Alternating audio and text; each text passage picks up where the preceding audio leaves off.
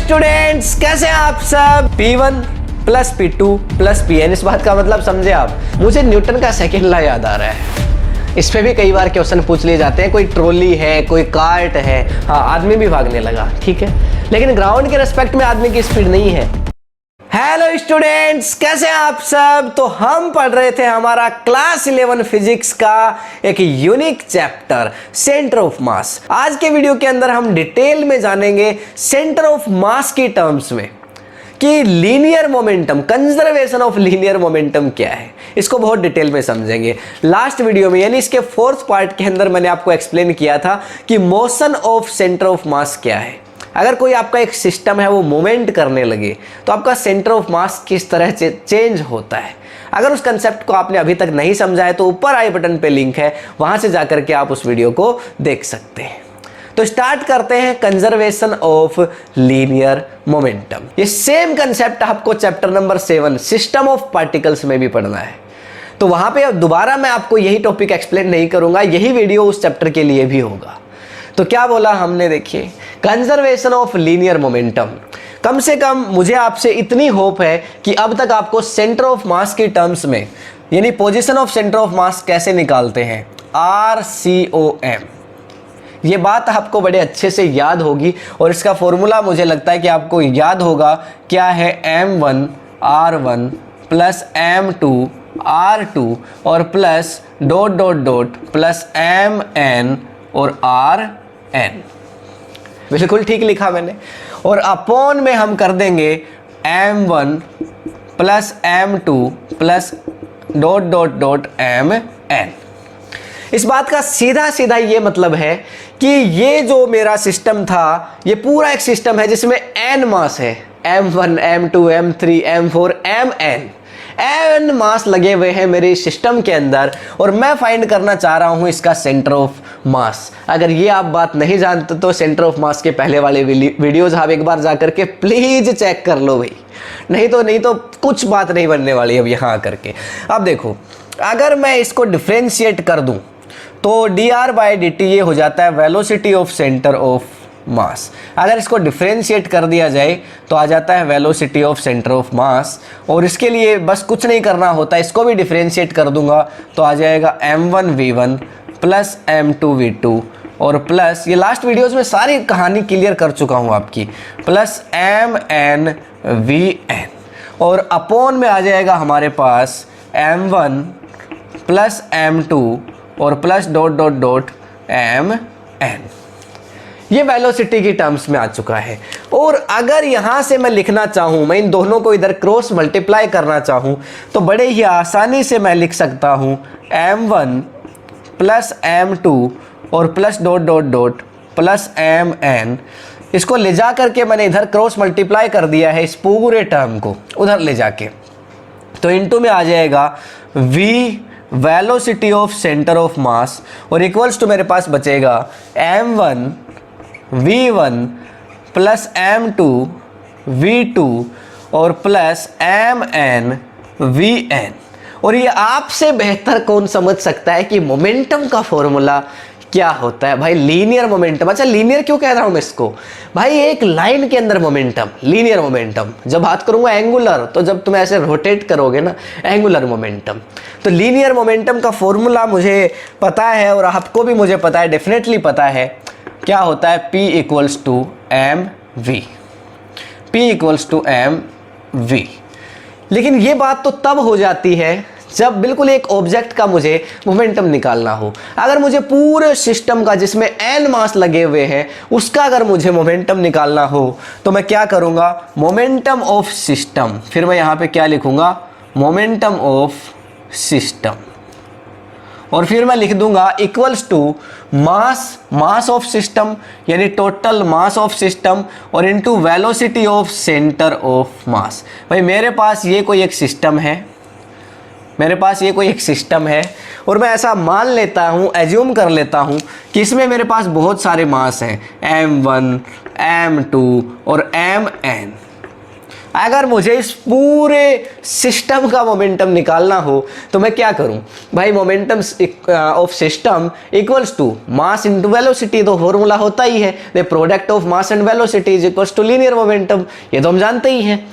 तो मास इस पूरे सिस्टम का और वेलोसिटी इस पूरे सिस्टम की, पूरे सिस्टम की वेलोसिटी कैसे यार, इसकी वेलोसिटी v1 होगी, इसकी v2 होगी, इनकी वेलोसिटी से मुझे मतलब नहीं है, मैं तो इस पूरे सिस्टम की वेलोसिटी चाहता हूं, तो मुझे सेंटर ऑफ मास की वेलोसिटी चाहिए होगी, मैं यहां पे उसको लिखूंगा। बिल्कुल क्लियर है। अब यहां से देखो मैं आगे क्या लिख सकता हूं, तो ये पूरे सिस्टम के पार्टिकल्स का मास मिला दूं तो क्या मैं इसको मास फॉर सिस्टम लिख लूं? ठीक है, ये कैपिटल M ये बता रहा है कि ये पूरे सिस्टम का मास है, और इनटू में वेलोसिटी ऑफ सेंटर ऑफ मास, इसमें कोई दिक्कत नहीं आती है, और इक्वल्स टू यहाँ से लिखा जा सकता है m1v1 प्लस m2v2 और प्लस आगे dot dot dot plus mnvn। तो इसमें भी ऐसा ही था, डॉट डॉट लगाना हम भूल गए आई थिंक, प्लस mnvn। बिल्कुल, इसमें आपको कोई प्रॉब्लम नहीं होनी चाहिए। अब चाहूं तो मैं इस पूरे टर्म को क्या लिख सकता हूं, चाहूं तो मैं इस पूरे टर्म को लिख सकता हूं मोमेंटम ऑफ सिस्टम। भाई मोमेंटम ऑफ सिस्टम के लिए मुझे क्या चाहिए, पूरे सिस्टम का मास, वो है मेरे पास। Velocity of centre of mass, मुझे नहीं पता इस पूरे सिस्टम में कितने एटम्स हैं, कितने मास हैं, मुझे कोई मतलब नहीं है।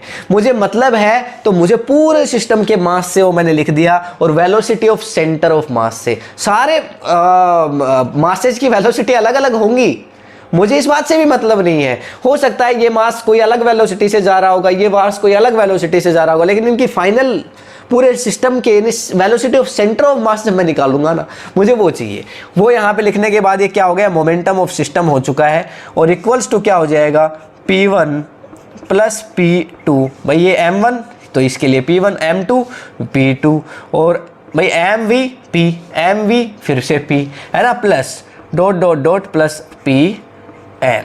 Momentum of system equals to क्या हो जाएगा, अगर मुझे पूरे सिस्टम का मोमेंटम अगर चाहिए ना, पूरे सिस्टम का अगर मुझे मोमेंटम चाहिए तो मुझे ये करना होगा, ये मुझे करना होगा, क्या करना होगा, P1 plus P2 plus Pn। इस बात का मतलब समझे आप कि अगर मेरे सिस्टम में n मास थे तो मेरे सिस्टम का मोमेंटम होगा पहले मास का मोमेंटम प्लस दूसरे मास का मोमेंटम प्लस तीसरे मास का मोमेंटम प्लस n मास का मोमेंटम, nवे मास का मोमेंटम। 1000 है तो हजारों का मोमेंटम जोड़ दूंगा तो ये मेरे पास आ जाएगा क्या, लीनियर मोमेंटम ऑफ सिस्टम। इसीलिए तो कहते हैं linear momentum of A system always remains conserved.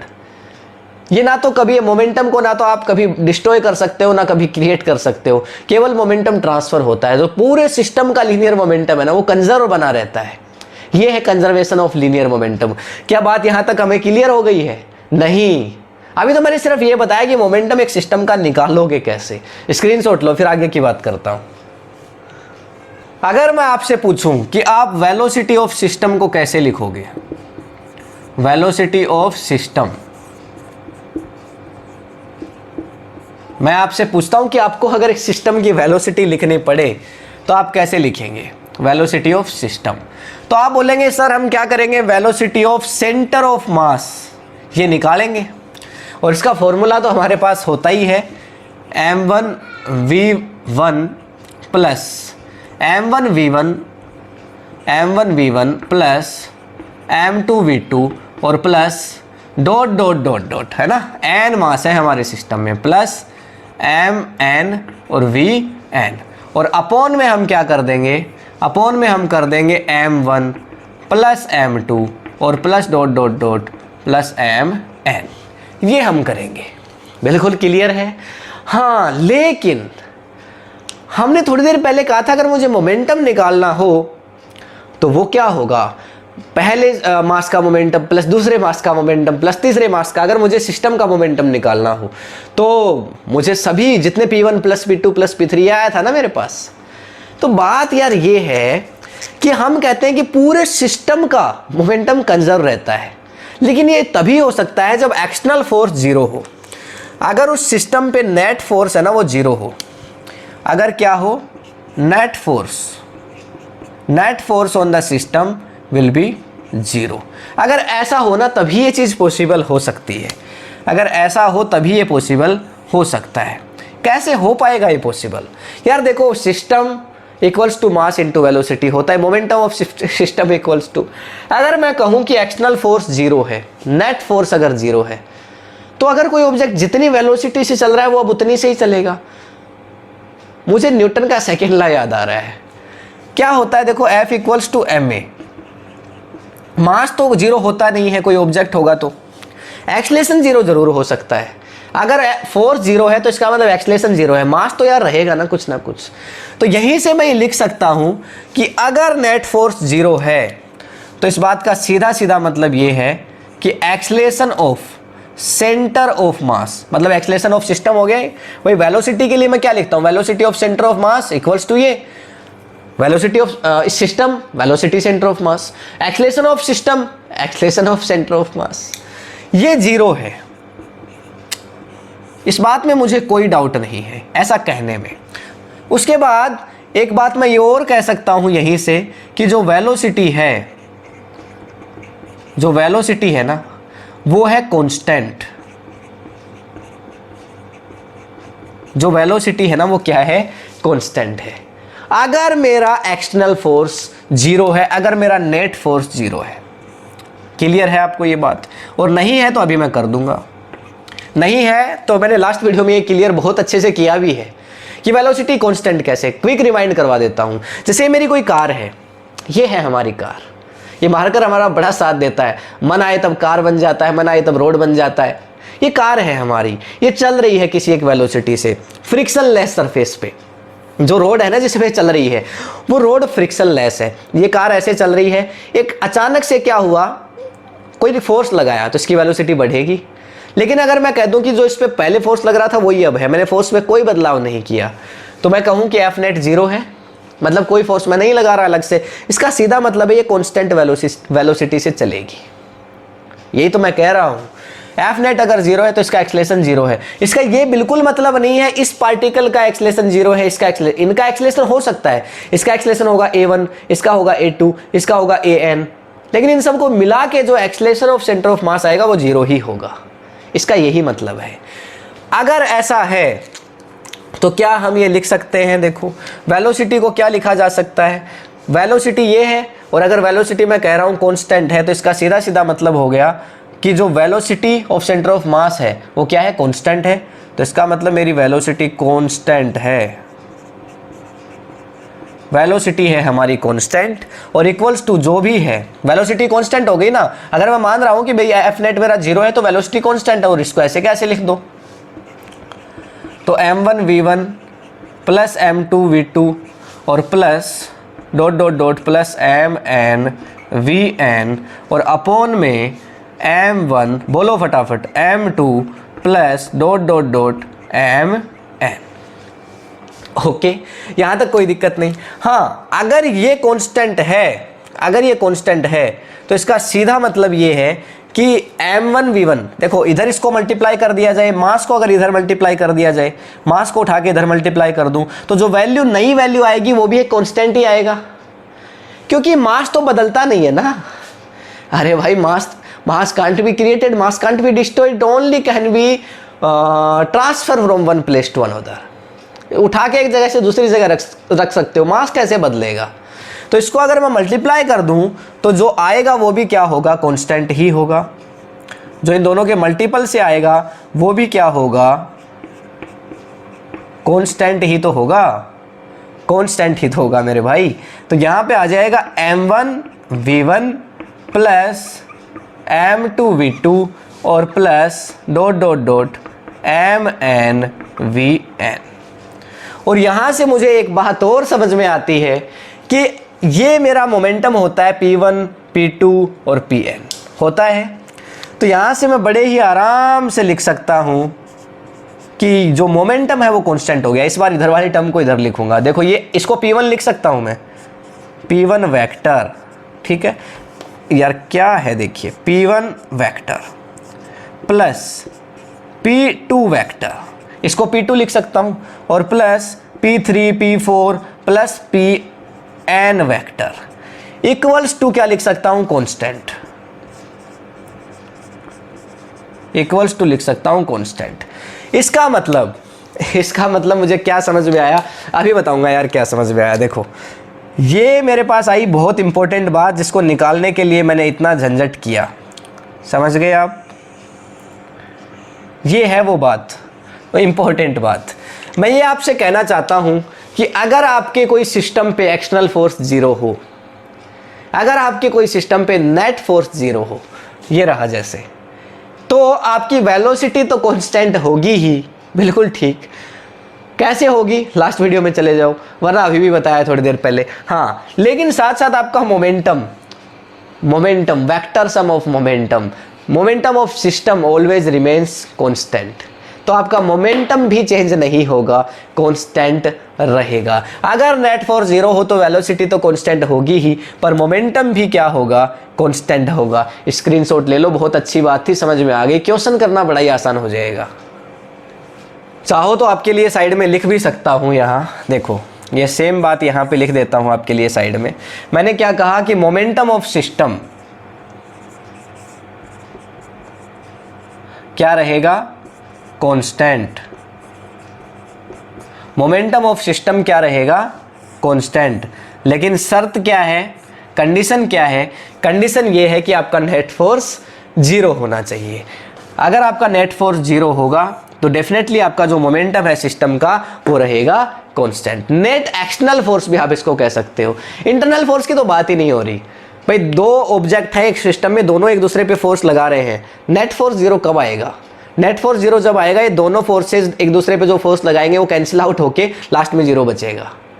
Net force 0 तभी आ सकता है, यानी एक्सटर्नल फोर्स है ही नहीं। बाहर से कोई फोर्स लगाएगा तब तो 0 हो ही नहीं सकता, नेट फोर्स 0 कैसे होगा यार, नहीं हो सकता। समझ गए ना। तो अगर आपके सिस्टम पे एक्सटर्नल फोर्स 0 है, नेट फोर्स 0 है, ऐसी सिचुएशन में आपका मोमेंटम हमेशा कांस्टेंट रहेगा। और अगर आपको मेरी बात सेंटर ऑफ मास से समझ में ना आई हो तो मेरे पास न्यूटन सेकंड लॉ भी है। देखो न्यूटन सेकंड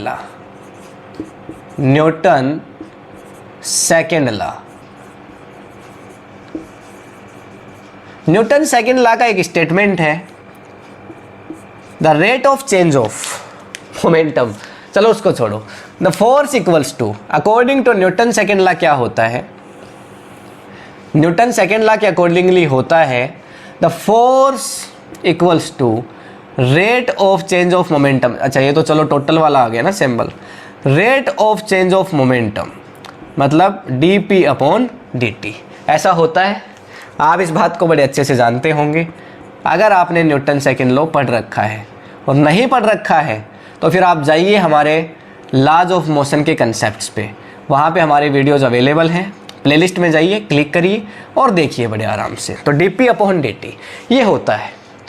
मैं अगर यहाँ से आपको कहता हूँ कि जो नेट फोर्स है वो आपका 0 है, अगर मैं ये कह दूँ कि फोर्स की वैल्यू 0 है, क्या है, फोर्स की वैल्यू 0 है, तो ऐसी सिचुएशन में ये कहा जा सकता है अगर ये 0 रख दिया तो टाइम इधर मल्टीप्लाई हो जाएगा, तो यहाँ से मेरे पास आ जाएगा dp=0, dp=0 आ जाएगा भाई। यहाँ 0 रखूंगा तो क्रॉस मल्टीप्लाई होके 0 आ ही जाएगा। ये क्या है, dp rate of change of momentum ही तो है। तो इसका मतलब rate of change of momentum अगर 0 है, मोमेंटम में चेंज अगर 0 है, तो इसका मतलब मोमेंटम कांस्टेंट है। इसका मतलब जो मोमेंटम है, मोमेंटम ऑफ सिस्टम है वो क्या है, कांस्टेंट। मोमेंटम ऑफ सिस्टम है वो क्या है, कांस्टेंट है। तो अगर ये बात आपको वहाँ से समझ नहीं आई थी सेंटर ऑफ मास कंसेप्ट से, तो आप ये समझ लो न्यूटन सेकंड लॉ से। ये तो आपको पता ही है भाई, न्यूटन सेकंड लॉ का स्टेटमेंट है, फेमस स्टेटमेंट है। नेट फोर्स अगर 0 है तो इसको मल्टीप्लाई करोगे तो मोमेंटम, चेंज इन मोमेंटम 0 आएगा, और चेंज इन मोमेंटम अगर 0 है तो मतलब कांस्टेंट है, इसका मतलब मोमेंटम चेंज आया ही नहीं है। तो इसका मतलब momentum of system always equals to constant. Screenshot लो। अब लगाते हैं लीनियर मोमेंटम से रिलेटेड अच्छे क्वेश्चंस। सबसे पहले आपसे क्वेश्चंस जो पूछे जाते हैं गन बुलेट कंसेप्ट। देखो क्या कहता है क्वेश्चन में, आपसे कहता है कि आपके पास है एक गन, आपके पास है एक गन, ठीक है। तो हमारी इस गन में से एक बुलेट बाहर निकलती है। इस एक बुलेट जो है वो बाहर निकल के जाती है हमारी इस गन में से।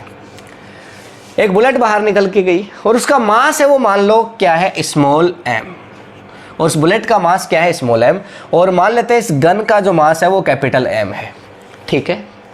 तो आपसे कई बार पूछेगा कि रिकॉइल वेलोसिटी ऑफ गन बताओ, ठीक है। गन का कोई भी मास आपको दे देगा, बुलेट का कोई भी मास आपको दे देगा और बोलेगा कि बुलेट मान लेते हैं v वेलोसिटी से गई, बुलेट है वो v वेलोसिटी से गई, तो आप ये बताओ कि गन की रिकॉइल वेलोसिटी कितनी होगी। ये बताने यार बच्चों वाली बातें हैं कि जब भी आप बुलेट को चलाओगे तो गन पीछे की तरफ एक आपको जर्क देती है और वो जिस वेलोसिटी से देती है वही रिकॉइल वेलोसिटी उसको कहा जाता है। ये सब बातें अगर ऐसा आपको कहता है क्वेश्चन में तो आप बस क्या करिए, आप यूज कीजिए law of conservation of momentum का, कंजर्वेशन ऑफ लीनियर मोमेंटम का। क्या कहता है, momentum of system always remains constant. जो सिस्टम का मोमेंटम है वो कांस्टेंट रहता है, और अगर सिस्टम का मोमेंटम कांस्टेंट है तो मोमेंटम फाइनल हमेशा इक्वल है मोमेंटम इनिशियल के। मोमेंटम फाइनल हमेशा इक्वल होगा मोमेंटम इनिशियल के। और अगर ऐसा है, सिस्टम मेरा क्या है, सिस्टम मेरा बनता है इस बुलेट और इस गन को मिला के। जो ये गन है ना, ये गन और एक बुलेट, ये दोनों मेरे सिस्टम है और बाहर से इन पे नेट एक्सटर्नल फोर्स जीरो है, कोई इन पे बाहर से कोई फोर्स नहीं लगा रहा।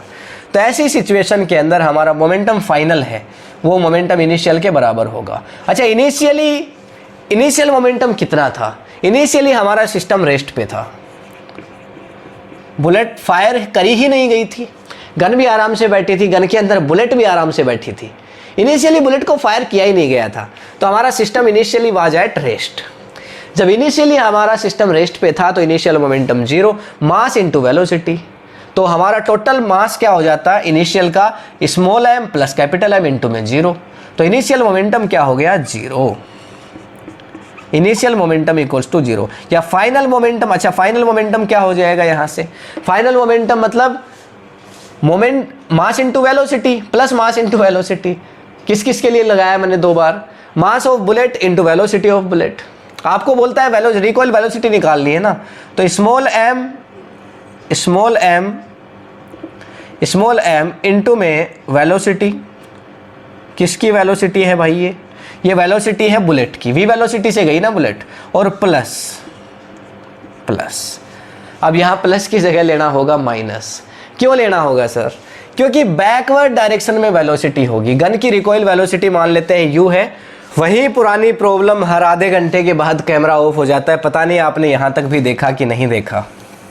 देखिए यहाँ से मैंने आपको क्या कहा, मैंने आपको ये बताया कि जो इनिशियल मोमेंटम है मेरा जीरो है, कोई दिक्कत नहीं। फाइनल मोमेंटम क्या होगा, इन दोनों के मोमेंटम को मुझे जोड़ना होगा।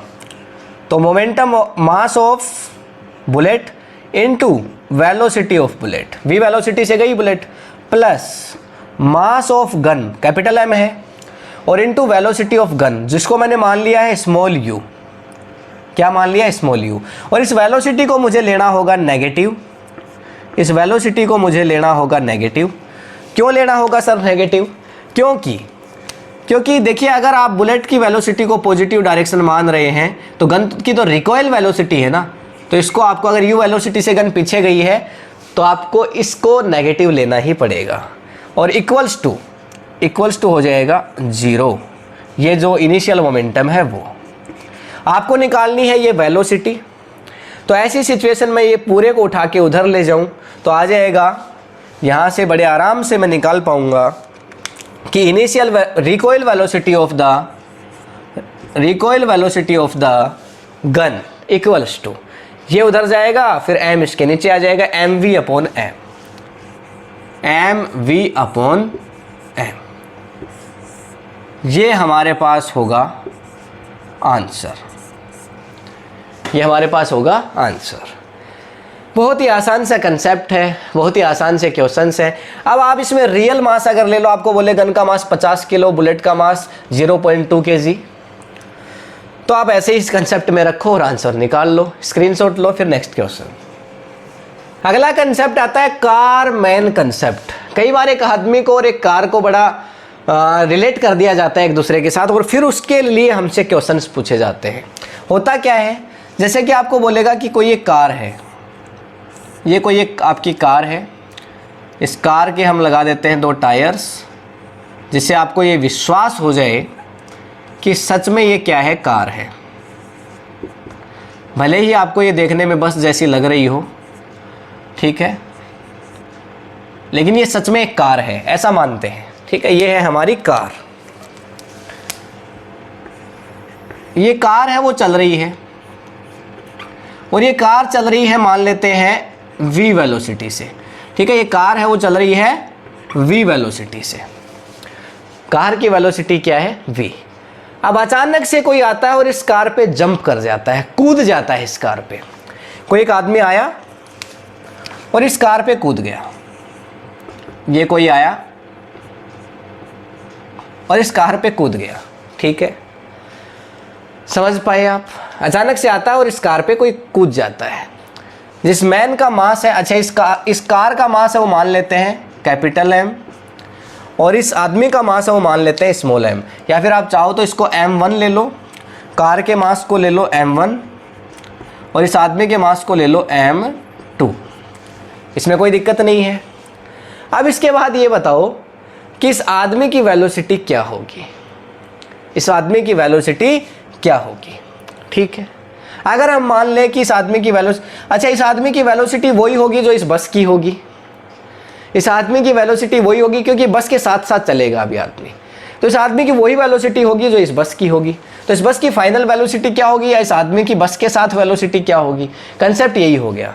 तो सेम है कंसेप्ट ऑफ लीनियर मोमेंटम। क्या करो, देखो आपके पास जो होता है momentum initial equals to momentum final, इस कंसेप्ट का यूज करो। इनिशियल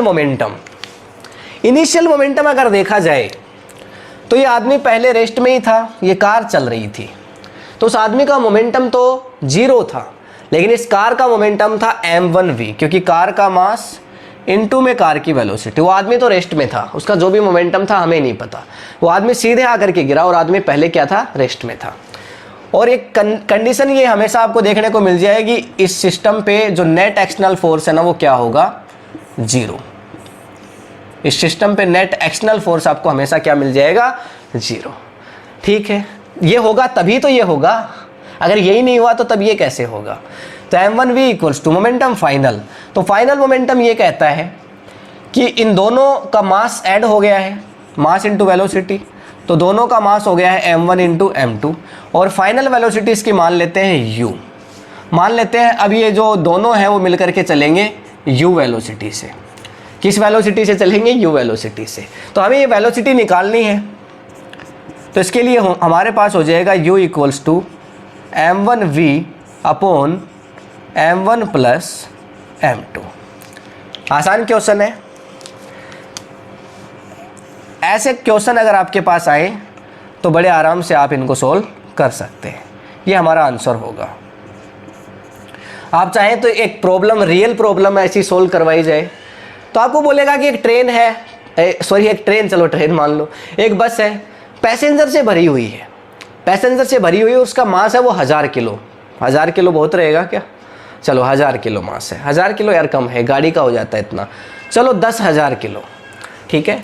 आपको बोलता है कि इस बार m1 की वैल्यू क्या बोलता है कि m1 की वैल्यू है वो 10,000, 10,000 kg, 10,000 kg।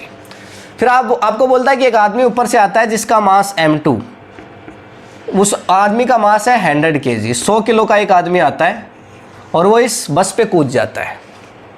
मान लेते हैं जो कार है वो चल रही थी 10 मीटर, थोड़ा सा, हाँ चलो 10 मीटर पर सेकेंड से, तो कार की जो वेलोसिटी है v वो क्या थी, 10 मीटर पर सेकेंड। कार की वेलोसिटी क्या थी, 10 मीटर पर सेकेंड। तो अब बताओ कि ये सिचुएशन जब हो गई है, इसके बाद में जो फाइनल वेलोसिटी है वो क्या होगी। तो जो सिस्टम की जो वेलोसिटी है वो क्या होगी, ऐसा क्वेश्चन आपसे कर लेता है।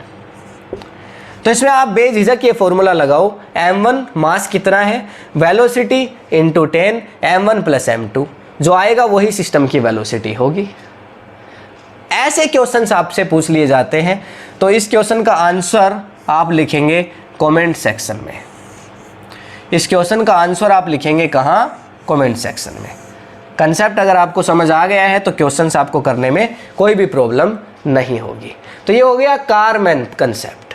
कई बार क्या होगा, आपको बोल देगा एक आदमी कार से कूद गया है, चलती बस से कूद गया है, उसकी वेलोसिटी क्या होगी। तो आदमी कार के साथ ही चल रहा था, तो जो वेलोसिटी उस कार की थी वही उस आदमी की थी। अब वो कूद गया है बाहर, तो भी यही कंसेप्ट लगेगा, इसी से हो जाएगा आंसर।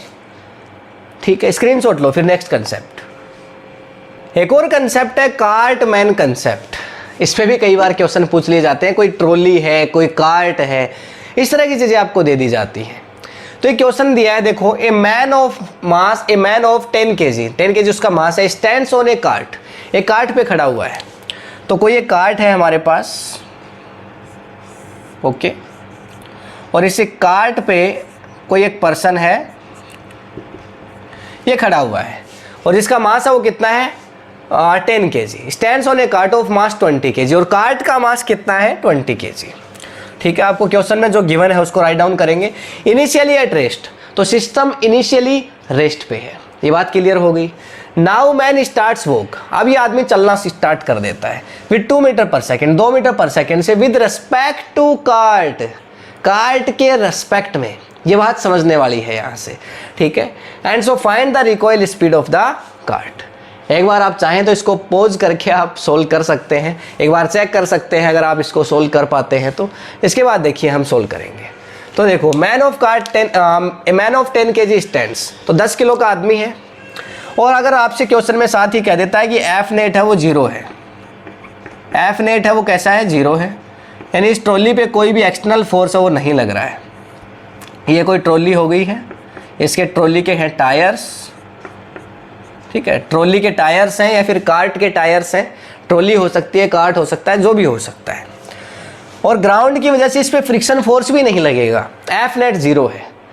तो ऐसी सिचुएशन में क्या होगा, ये आदमी अगर आगे भागेगा तो गाड़ी पीछे आएगी, तो आदमी अगर आगे भागेगा तो गाड़ी पीछे आएगी। ऐसी सिचुएशन में गाड़ी पीछे किस वेलोसिटी से आएगी, वही आपसे पूछ रहा है। तो कंसेप्ट यूज करेंगे linear of conservation of momentum. ये कहता है आपसे कि मोमेंटम ऑफ इनिशियल और momentum of final of the system, ये हमेशा क्या होते हैं, एक दूसरे के इक्वल होते हैं। इनिशियल मोमेंटम की मैं बात करूं तो सिस्टम इनिशियली आपका रेस्ट पे था। क्या कहता है, देखो, the mass initially at rest. ये दोनों जब खड़े हुए थे ना, इनिशियली कैसे थे, रेस्ट पे थे, इनिशियली रेस्ट पे थे दोनों, ठीक है, नहीं चल रहे थे। अब ऐसी सिचुएशन में आपका इनिशियल मोमेंटम तो 0 हो गया, इक्वल्स टू फाइनल मोमेंटम। तो final momentum mass of cart plus mass of man into में वेलोसिटी। तो आदमी का जो मास है वो कितना है, 10 kg, और इसकी वेलोसिटी कितनी है, इसकी वेलोसिटी क्या है, इसकी वेलोसिटी है 2 मीटर पर सेकेंड। आदमी 2 मीटर की पर सेकेंड की वेलोसिटी से चल रहा है, plus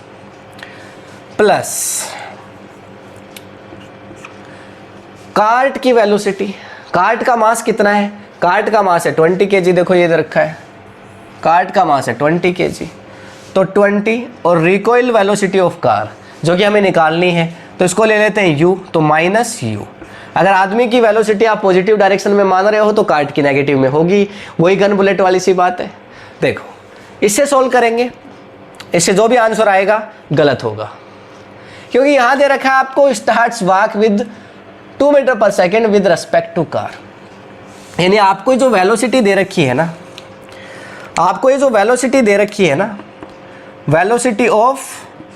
velocity now man starts walk with velocity 2 metre per second, तो velocity of man with respect to cart, velocity of man with respect to cart, तो क्या हो जाएगा velocity of man minus velocity of cart with respect to ground और with respect to ground. अगर कोई आदमी trolley पे खड़ा होकर के देखे, लॉज ऑफ मोशन में पढ़ाया है सब कुछ, अगर कोई आदमी ट्रॉली पे खड़ा होकर के देखे तो उसको लगेगा कि आदमी 2 मीटर पर सेकंड से चल रहा है विद रेस्पेक्ट टू ट्रॉली या फिर विद रेस्पेक्ट टू कार्ट। अगर इस कार्ट पे कोई खड़ा हो जाए ना और इसके ऊपर इस कार्ट पे खड़ा होकर कोई देखे तो इसको लगेगा उस आदमी को कि भाई हाँ ये कितने वेलोसिटी से चल रहा है, 2 metre per second, 2 metre per second. लेकिन अगर कोई ग्राउंड से खड़ा होकर देखे विद रेस्पेक्ट टू ग्राउंड, तो ग्राउंड पे खड़ा आदमी इन दोनों को देख रहा है, ये आदमी 2 मीटर से आगे जा रहा है, वेलोसिटी ये जो कार्ट है वो कुछ वेलोसिटी से पीछे आ रही होगी, तो इसका मतलब इसकी वेलोसिटी थोड़ी सी कम दिखाई देगी। कितनी कम? इस वेलोसिटी में से ये कार्ट जितनी वेलोसिटी से पीछे आएगी उसको माइनस कर दें तो उसी वेलोसिटी से दिखाई देगी। तो आदमी की velocity with respect to ground वो चाहिए हमें, तो फॉर्मूला ये होता ही है velocity of man with respect to cart equals to velocity of man minus velocity of cart with respect to ground with respect to ground. हमें क्या चाहिए? Velocity of man with respect to ground चाहिए, तो हम लिखेंगे velocity of man with respect to ground equals to, ये कितना है? ये दिया हुआ है आपको 2 मीटर पर सेकेंड 2। ये कितना है? Velocity of cart with respect to ground u मान रहे हैं, ऐसा मान रहे हैं कि यू वेलोसिटी से कार्ट पीछे की तरफ आई, तो ये इधर आके प्लस हो जाएगा, तो 2 plus you metre per second ये वेलोसिटी आएगी। और इसको रख के जब आप आंसर करोगे तो बिल्कुल परफेक्ट आंसर आएगा। ठीक है, समझ गए आप? देखते हैं अब क्या आंसर आएगा। तो मोमेंटम इनिशियल 0 है इक्वल्स टू फाइनल मोमेंटम, तो मास ऑफ मैन, मैन का mass 10 kg into velocity of man with respect to ground जो कि है 2 प्लस यू।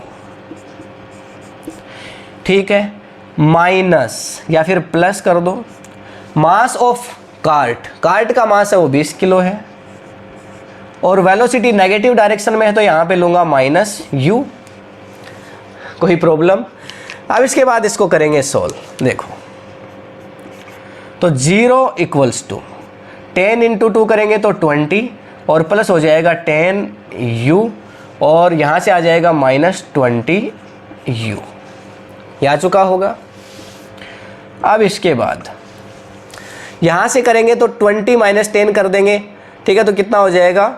इस u को 10 u बचेगा, उसको इधर ले आएंगे तो ये आ जाएगा 10 u इक्वल्स टू 20 और फिर उसके बाद u इक्वल्स टू हो जाएगा 20 divided by 10 so equals to 2 metre per second. ये हमारा आंसर होगा, ये होगा हमारा आंसर।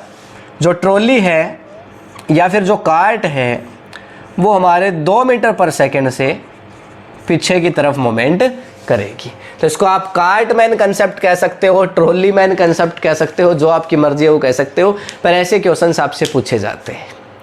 तो कई बार आप तो आपसे क्या कहेगा कि भाई जो रेस्पेक्ट में, जिसके रेस्पेक्ट में देगा ना वेलोसिटी, आदमी की वेलोसिटी किसके रेस्पेक्ट में दे दी? कार्ट के। कई बार आपको ग्राउंड के रेस्पेक्ट में दे देगा कि आप आदमी आपको ग्राउंड पे खड़ा हुआ ऐसा लग रहा है कि भाई 2 मीटर पर सेकंड से चल रहा है, तो फिर आपको ये सब करने की जरूरत नहीं थी, आप सीधा वैल्यूज को पुट करते। ठीक है, हो सकता है कई बार आपको और तीसरा ही अलग ही कंसेप्ट दे दे, उसके बारे में बात करेंगे। स्क्रीनशॉट लो। एक और इंटरेस्टिंग क्वेश्चन देखिए कार्ट मैन कंसेप्ट के ऊपर, और इस क्वेश्चन के अंदर ही आंसर है। देखिए क्या कह रहा है, cart and a man are moving with 10 metre per second initially. Situation को ड्रा करिए। सबसे पहला काम आपका यही होना चाहिए कि हमें सिचुएशन को ड्रा करना है। तो ये है आपकी कार्ट, ये है आपका एक कार्ट, ओके, और इसके ऊपर कोई एक पर्सन है,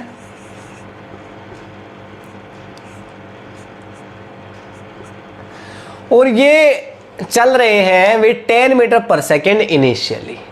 यानी अगर मैं ये बोलूं तो गलत नहीं होगा कि मैं दोनों का mass, a cart and a man are moving with 10 metre per second initially but now man starts a work. इस बार इस क्वेश्चन में दोनों में से किसी का भी मास है वो लिखा हुआ नहीं है, तो आप किसी का भी जो मास है, एक का मास m1 मान लेंगे और एक का मास m2, और आप चाहें तो रियल वैल्यूज ले सकते हैं। देखो मैं आपको m1 और m2 लेके क्वेश्चन को सोल्व करवाऊंगा, आप इसकी रियल वैल्यूज हैं वो ले लेना, ठीक है। तो देखो यहाँ पे इस मैन का मास मान रहा हूँ m1 और इस ट्रॉली का मास मान रहा हूँ m2, ठीक है। तो इस बात का ये मतलब है कि car and a man are moving with 10 metre per second initially. इस बार इनिशियली सिस्टम रेस्ट में नहीं है, इस बार m1 प्लस m2 ये दोनों चल रहे हैं किस वेलोसिटी से, ये दोनों चल रहे हैं 10 मीटर पर सेकेंड वेलोसिटी से। इस बात का यही मतलब है कि m1 प्लस m2 ये दोनों मिलकर के कितने वेलोसिटी से जा रहे हैं, 10 मीटर पर सेकेंड वेलोसिटी से जा रहे हैं। फिर कहता है बट नाउ मैन स्टार्ट से वॉक, अब ये मैन है वो वॉकिंग करना स्टार्ट कर देता है with 5 metre per second with respect to final position of cart. अब ये जो कार्ट है इसके रेस्पेक्ट में ये आदमी 5 मीटर पर सेकेंड से वॉक करना शुरू कर देता है। ट्रॉली और आदमी दोनों पहले से चल रहे हैं, ठीक है। और उसके बाद अच्छा एफ नेट इस बार भी जीरो मान लेते हैं, एफ नेट जीरो है, कोई फ्रिक्शन फोर्स या कैसा भी बाहर से कोई एक्सटर्नल फोर्स नहीं लग रहा। अभी आदमी दौड़ना शुरू करता है तो ट्रॉली की स्पीड थोड़ी कम हो जाएगी, पहले दोनों एक स्पीड से जा रहे थे, अभी आदमी भागना शुरू करता है। फील लो इसका, पहले आदमी और ये जो आपका कार्ट है ये दोनों आराम से मतलब आराम से चलने लग रहे थे, आदमी खड़ा था आराम से, कार्ट चल रहा था मजे से। अब आदमी ने दौड़ना शुरू किया तो कार्ट की स्पीड कम हो जाएगी, ये कार्ट की स्पीड क्या होगी, धीरे धीरे कम होगी, डिक्रीज होगी। हाँ आदमी भी भागने लगा, ठीक है। लेकिन ग्राउंड के रेस्पेक्ट में आदमी की स्पीड नहीं है, ये कार्ट की फाइनल स्पीड जो हो जाएगी, पहले मान लो कार्ट जो भी स्पीड से चल रही है 10 से चल रही है, लेकिन थोड़ी देर बाद क्या होगा, इसकी स्पीड है वो क्या होगी, थोड़ी सी डिक्रीज होगी। तो मान लेते हैं कि कार्ट की स्पीड है वो हो गई है u, कार्ट की वेलोसिटी u हो चुकी है और यही आपको निकालना है, ठीक है। देखिए यहाँ कंसेप्ट है उसको लगाते हैं, जो इनिशियल मोमेंटम है वो डेफिनेटली इक्वल है फाइनल मोमेंटम के, ये तो कंजर्वेशन ऑफ लीनियर मोमेंटम कहता है। इनिशियल मोमेंटम इस बार ये है m1 प्लस m2।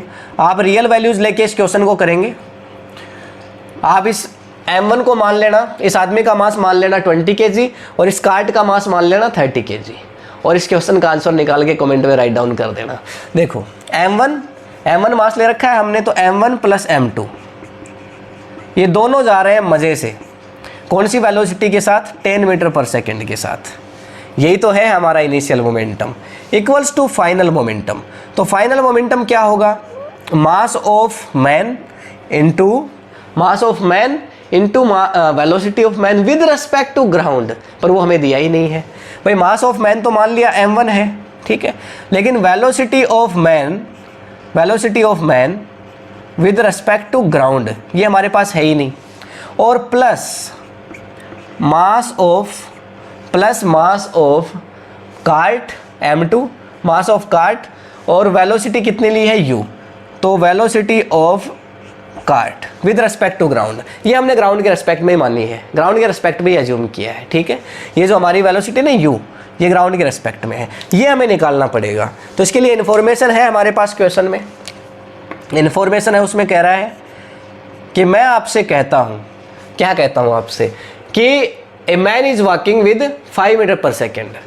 तो मैन है तो velocity of man with respect to final position पे u वेलोसिटी है, तो with respect to u is 5 metre per second, ये क्वेश्चन में कहता है। और इसके लिए फॉर्मूला लगा सकते हैं हम, velocity of man with respect to ground minus velocity of cart, ठीक है। ये वेलोसिटी ऑफ कार्ट थी ना भाई, velocity of man with respect to cart, और कार्ट की फाइनल पोजीशन, तो velocity of man with respect to ground और velocity of cart with respect to ground, ठीक है। Velocity of man with respect to ground क्या है, velocity of man with respect to ground वो तो हमें निकालना ही है। ये हमें दे रहा है वेलोसिटी, देखो ये हमने अज्यूम कर ली है u, तो ये हमने लिख दिया u, और velocity of man with respect to cart ये हमें क्वेश्चन में दिया हुआ है 5, तो ये आ जाएगा 5 प्लस u, तो ये आ जाएगा velocity of man with respect to ground 5 plus u, ये आ जाएगा हमारे पास। और इस 5 प्लस u को उठा के हम यहाँ रख देंगे। आई होप आपको कोई डाउट नहीं है। तो रखते हैं वैल्यूज को। देखो m1 plus m2 into 10, okay sorry, देखिए m1 प्लस m2 इंटू 10, इसके बाद m1 जो भी इस मैन का मास होगा, और इस मैन की वेलोसिटी ग्राउंड के रेस्पेक्ट में ये हो गई 5 प्लस यू, और उसके बाद प्लस m2। आप बोलोगे कि सर इस बार आप माइनस क्यों नहीं ले रहे, यहाँ इस बार आप माइनस क्यों नहीं ले रहे, ये काट तो पीछे जाएगी, ये काट पीछे जाएगी, ठीक है। आपको क्या पता काट रुक गई है, पहले तो सिस्टम इनिशियली रेस्ट पे था, जब रेस्ट पे था तो ऐसी सिचुएशन में क्या हुआ, जब रेस्ट पे था तो काट पीछे ही जाएगी, आदमी आगे भागेगा तो बैलेंस करने का ट्राई करेगी ये काट अपने आप को। लेकिन इस बार तो काट और आदमी दोनों भाग रहे थे ना, तो आदमी ने मतलब दोनों साथ साथ चल रहे थे। अब आदमी ने भागना शुरू किया तो काट की स्पीड थोड़ी सी कम हो जाएगी, जरूरी थोड़ी काट पीछे दौड़ने लगेगी, ऐसा तो नहीं है, थोड़ी स्पीड डिक्रीज हो जाएगी। पहले 10 की स्पीड से दोनों जा रहे थे, अब u से जाएंगे और u ही निकालना है कितना है। तो प्लस क्या हो गया, देखो m2 यानी मास ऑफ कार्ट और इनटू में u। इसको और आगे अगर आप सोल्व करना चाहते हैं, वैसे तो रियल वैल्यूज होती तो मज़ा आ जाता है m1 और m2 की, ठीक है, उससे आप करेंगे लेकिन, है ना। देखो तो यहाँ पे m1 इंटू m2 कितना हो जाएगा, देखो इसको रियल वैल्यूज मान लेते हैं, चलो रियल वैल्यूज मानते हैं। मास फॉर 1 दिया हुआ है 10 kg, मास फॉर 2 यानी मास ऑफ कार्ट दिया हुआ है 20 kg, और अब सोल्व करते हैं, ठीक है। क्या आएगा, मैंने 10 और 20 लिया है, आप 20 और 40 के लिए सोल्व करेंगे और उसका आंसर क्या आएगा वो कमेंट में राइट डाउन करेंगे, ठीक है। अब मैंने 10 और 20 लिया है, मास फॉर मैन ले लिया 10 और मास ऑफ कार्ट ले लिया मैंने 20। आप 20 लेंगे इसके लिए और 40 लेंगे इसके लिए, और फिर सोल्व करके आंसर बताएंगे मुझे। m1 plus m2 into 10, m1 plus m2, m1 और m2 को जोड़ो 30 इंटू 10 300 हो गया, 300। भाई m1 प्लस m2 कितना हो गया 30, और 30 इंटू 10 300, ठीक है। m1 कितना है 10 है, 10 को 5 से मल्टीप्लाई करो 50 तो इक्वल्स टू 50, ओके। अब m1 को u से मल्टीप्लाई करो, m1 10 है और u कितना है वो तो निकालना है, u तो है ही नहीं हमारे पास, तो प्लस कितना हो जाएगा 10u, ठीक है। उसके बाद plus m2 into you, m2 कितना है 20 और u है क्या हमारे पास, नहीं है, तो m2u तो प्लस 20u, ठीक है। जो भी आएगा आंसर कोई दिक्कत नहीं है। अच्छा यहाँ से अब देखते हैं आंसर क्या आता है, ठीक है, उसके बाद पता चलेगा। देखो यहाँ से 300 तो 300 इक्वल्स टू 50, अच्छा इसको जोड़ेंगे तो 30u हो जाएगा और इसको इधर ले आएंगे तो माइनस, तो 30u इक्वल्स टू 50 माइनस कर दो 300 में से 250 और u इक्वल्स टू क्या आ जाएगा 250 डिवाइडेड बाई 30, तो 0 से 0 कैंसिल आउट हो गया, और 25 डिवाइडेड बाई 30, इसका आंसर क्या आ जाएगा u इक्वल्स टू, तो 3 से डिवाइड करोगे तो यहाँ आ जाएगा। अच्छा ये वेलोसिटी घटनी चाहिए थी ना, पहले जिस वेलोसिटी से जा रहा था, बाद में ने मूवमेंट स्टार्ट किया तो वेलोसिटी कम होनी चाहिए थी। भाई आंसर तो यही होना चाहिए, सही बात है। चेक करते हैं, आपका डाउट क्लियर हो जाएगा इससे। देखो पहले ये आदमी और ये कार्ट दोनों किस वेलोसिटी से जा रहे थे 10 मीटर पर सेकंड, यही तो वो वेलोसिटी थी जिससे जा रहे थे दोनों। अब वेलोसिटी कम हुई है कि नहीं कार्ट की, ये देखते हैं। आदमी के चलने के बाद 8.33 कम हो गई है, आंसर बिल्कुल ठीक है। अगर ये ज़्यादा आती तब दिक्कत थी कि यार आदमी चलने लगा और फिर भी ये कार्ट की वेलोसिटी बढ़ गई, ये क्या बात है, तब बड़ी दिक्कत थी। लेकिन अब ऐसा नहीं है, समझ गए होंगे आप, ठीक है। तो इसका स्क्रीनशॉट लो। तो आपको जो क्वेश्चन करना है वो मैंने क्या बताया, मास की वैल्यू आप लोगे 20 kg, ठीक है, और इसका मतलब आदमी का मास लोगे और कार्ट का मास ले लेना आप 40, और उसके लिए क्वेश्चन को सोल्व करके आपको जो भी आंसर आएगा वो कमेंट में राइट डाउन करना है। तो ये था हमारा आज का वीडियो, जिसके अंदर हमने समझा concept of conservation of linear momentum. बहुत इंपॉर्टेंट है, क्वेश्चंस आ जाते हैं।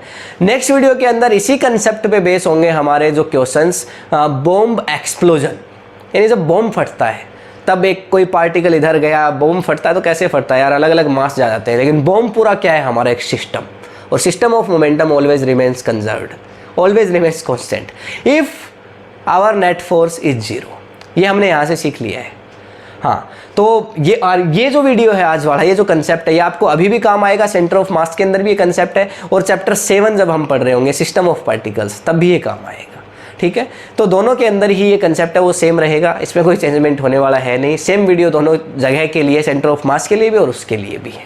ठीक है, हाँ, दोनों तरह से मैंने आपको एक्सप्लेन कर दिया है सेंटर ऑफ मास से कि भाई मोमेंटम है वो सिस्टम का कैसे कांस्टेंट रहता है, और न्यूटन सेकंड लॉ से भी आपको बता दिया है। इस पे क्वेश्चंस और भी बहुत सारे हो सकते हैं। अगर आप चाहते हैं मैं इस पे और भी क्वेश्चंस करवाऊं तो आप नीचे कमेंट में राइट डाउन करिए। ठीक है, डेफिनेटली बहुत सारे क्वेश्चंस और हो सकते हैं। आप कोई क्वेश्चन बताएंगे उसको हम आंसर करेंगे। अगर ये वीडियो आपको इन्फॉर्मेटिव लगा है तो इस वीडियो को लाइक करिए, अपने फ्रेंड्स के साथ शेयर करिए। अगर आपने अभी तक इस चैनल को सब्सक्राइब नहीं किया है तो कर लीजिए, बेल आइकन को ज़रूर प्रेस करिए ताकि सारे नोटिफिकेशंस आपको मिल सके। मिलेंगे नेक्स्ट वीडियो में, तब तक के लिए thank you, have a nice day.